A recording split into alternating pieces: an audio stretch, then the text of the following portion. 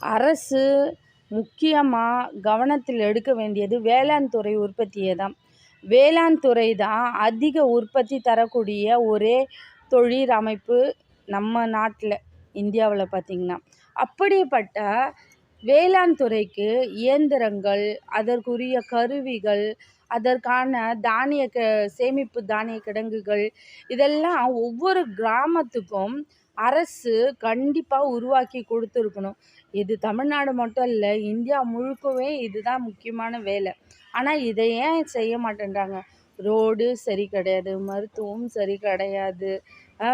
இப்போது ஒரு கேள்வி கேட்கக்கூடிய மக்கள் இருக்கும் பகுதியில் கொஞ்சம் விழிப்புணர்வாக இருக்கிறதுனால எல்லாம் சரியாக நடக்குது.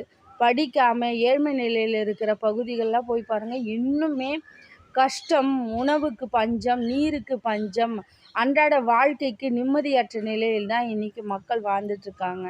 இதையெல்லாம் கேள்வி கேட்க ஒரு துணிச்சலான மனசு என்னைக்கு அனைவருக்கும் வருதோ அன்றைக்கி தான் நாடும் திருந்தும், நாட்டு மக்களுக்கும் நன்மை கிடைக்கும்.